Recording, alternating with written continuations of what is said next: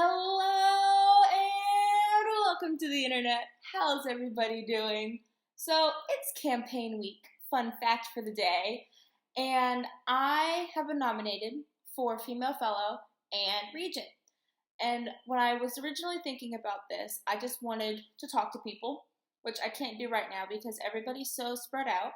So I figured that I could make this video and have a conversation with my computer and then give y'all some information about me, why I want to be a house leader, and a little bit about my testimony, and then put my contact information in the GroupMe with the link to this video. And then if you have any questions, comments, or concerns, or even you just want to chat a little bit, please contact me because I love all of you so much. And this is a rough time for everybody, and we all need people to talk to. This is my story. I am a pastor's kid. I am homeschooled, and I'm also a military kid. So basically, anything and everything that could make you a socially awkward, weird, strange, nerdy human, I am. And it's amazing. I wouldn't change it for the world. When I was a kid, I remember running around whatever church my dad happened to be working at the time and causing mischief and mayhem with my brothers. When we lived in South Carolina, my little brother and I would play tag through the church building. And I remember we found a way to go up into the baptismal and we would run through it.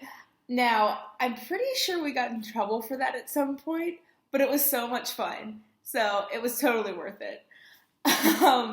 Being a pastor's kid wasn't always these times of joy, though. We struggled a lot, especially when my dad joined the military when I was 8. That caused a lot of conflict because while churches in theory support chaplains, they never want their guy to be a chaplain. And so that caused a lot of strife, and my dad actually ended up getting fired from that church because of his choice to go minister to soldiers. And then 2 years later, he got deployed to Afghanistan, and that was in 2010. So this year, the entirety is like the 10-year anniversary of him being gone, which is wild because I was 10 at the time. I got saved at a very young age, so young in fact that I don't actually remember making the decision. I just hear stories of people telling it back to me, and I'm like, okay, yeah, that seems on brand. Go to VBS, get saved. That's a normal story. But I never really fully understood what it meant to be a Christian until we moved from Texas to North Carolina in 2015. And that was potentially the hardest move that we've ever had to make for me personally, because that's where we lived there from the time I was 13 to the time I was 15. So that was where my formative teenage years were. That's where I had a lot of my friends, and that's where I was comfortable. And I was planning on going to colleges there and just kind of planning my life out based on the fact that we were living in Texas. And then we uprooted and moved from Texas to Mount Pleasant, North Carolina.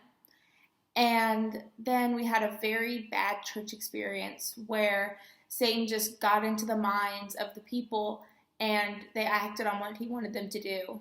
And it was a rough time for my family. After that, I got into a very dark place. I was very depressed. My anxiety was super high, and I'm in fact still dealing with these things, although they're a lot better now. And that, for about 6 months after that whole church situation just blew up, I was mad. I was mad at God. I was mad at people. And it was the hardest time in my life. I don't know if I would be here right now if it wasn't for my faith. At some point during that 6 months, I got my license and I started driving.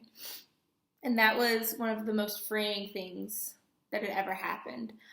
I went back to Mount Pleasant a lot during those times because I had some really close friends, and they're still really close in Mount Pleasant. And I would drive past that church almost on the daily because the fastest way to get there past that church. And there was one day where I couldn't take it anymore. I was mad. I was in my car driving and I was crying, and I passed the Fellowship Hall building that church had, and I just pulled in and I stopped my car. I turned it off. I was like, God, I cannot handle this anymore. This is beyond me. I can't let this hatred of these people keep eating me up, because I can't control what they did. I can't do anything about what they did. I give it up to you. And that was the most freeing thing I've ever done. That's when I actually started practicing my faith. That's when I started living it out. Because that's when I hit rock bottom. That was when God was like, okay, Ruthie, this is where this ends. You have to rely on me now. And yes, I've still struggled with sin and hardships, and I haven't always been the easiest or the quickest to forgive. But God is faithful through the dark times. And my family's finally coming out on the other side of these dark times. And I am also coming through with the help of God and those around me. And I very truly believe that if I had chosen another school to go to, if I had not come to Southeastern, I would not be where I am right now in my faith or as a person. I've done so many takes for this, and every time I watch them back and I feel like it's not quite what I want to say and what I want to express. It always ends up being about me and what I can bring to fellow or regent. And while it's kind of what I'm campaigning for, that's not what I want to express.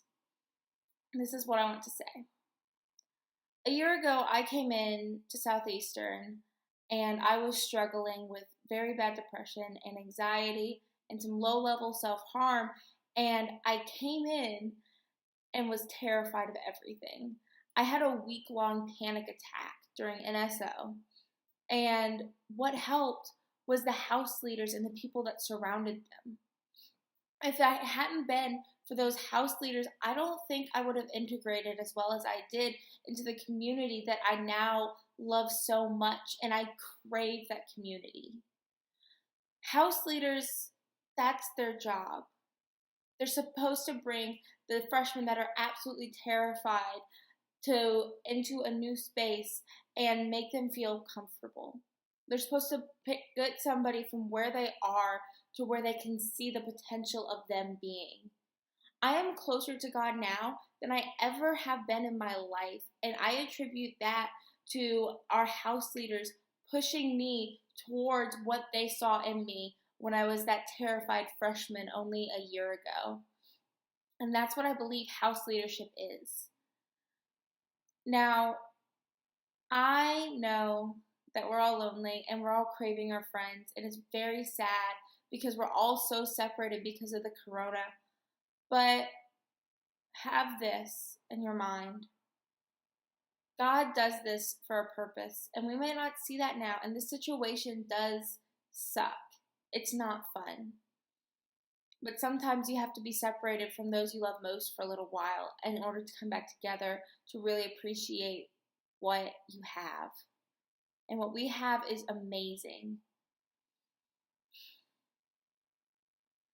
I'm not sure how leadership elections are going to go.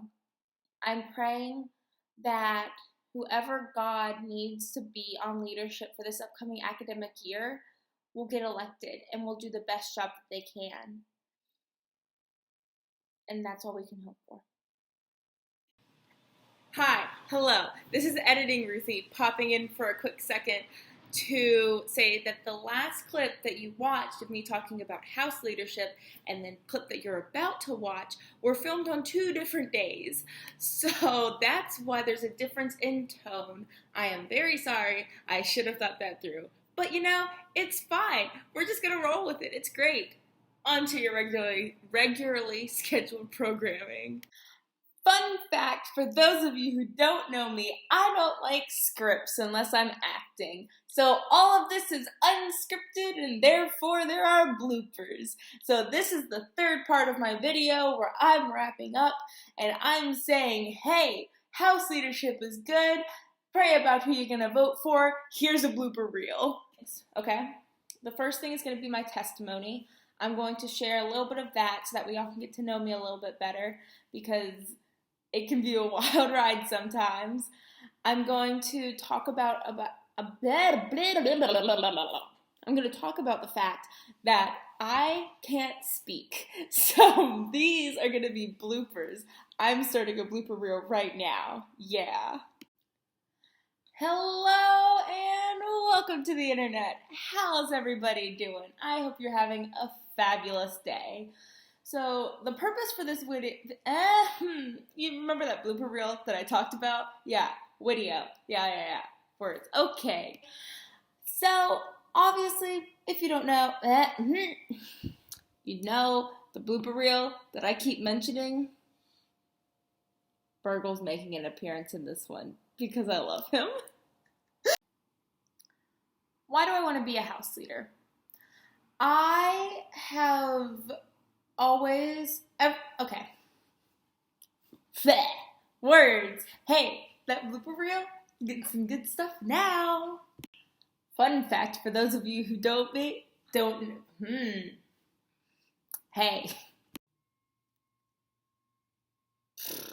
Well, that's fun. I just got an email.